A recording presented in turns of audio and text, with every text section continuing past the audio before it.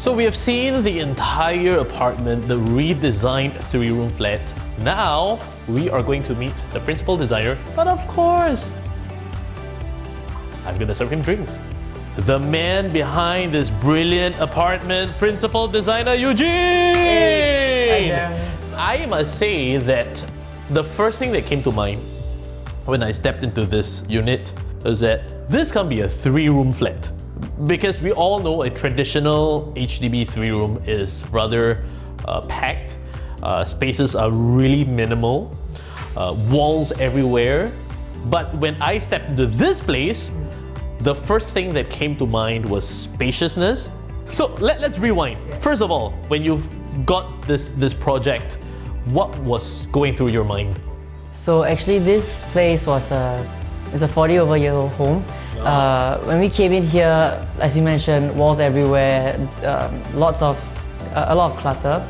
Me and our team, what we did was that we took the layout, we deleted all the walls, right. And then we replanned the whole place from scratch again.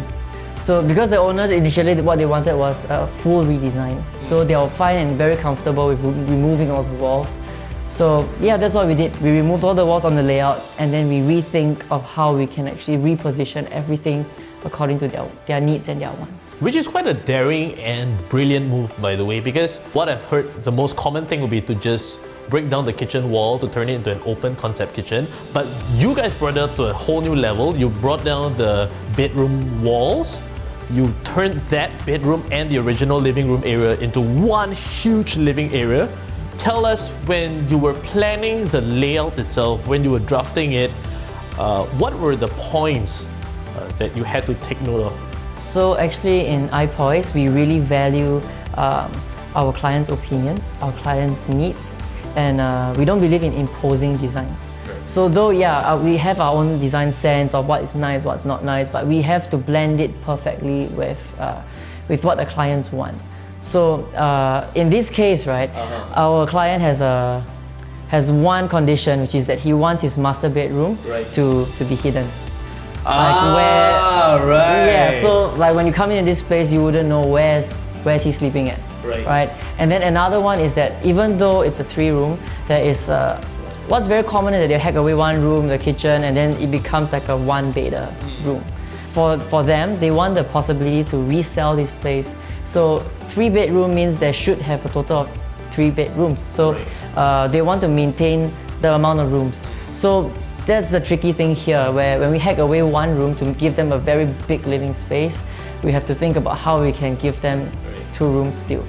And more than just the physical rooms, I love your creative ideas of how you've hidden many storage compartments behind the walls in the sunken area. So just in the living area itself, we have the top few cabinets all hidden, cleverly blended in with the TV wall. We have your side panels as well, your floor to ceiling shoe rack.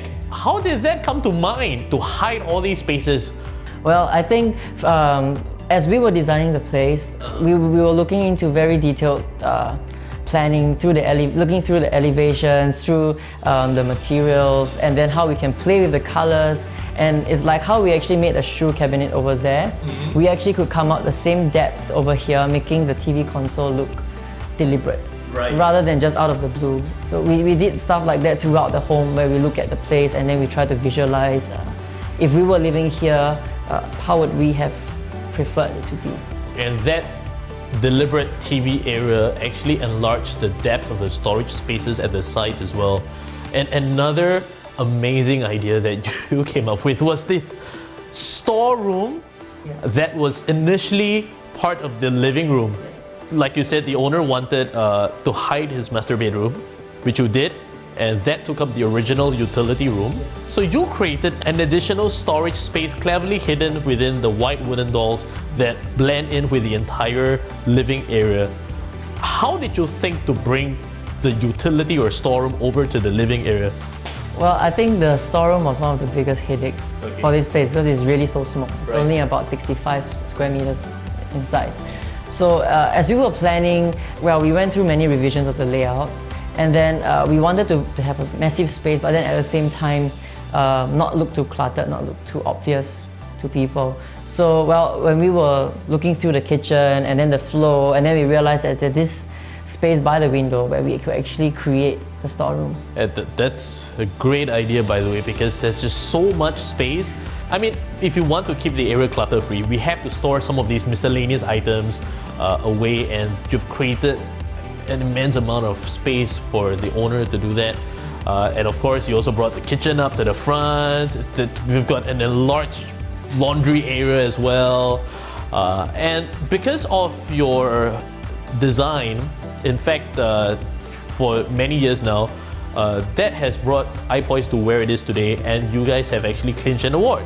Yes. The IDEA award representing Asia Pacific. Yes. In small units, small space planning. Yeah. And right, okay, tell us a bit about the journey towards the awards.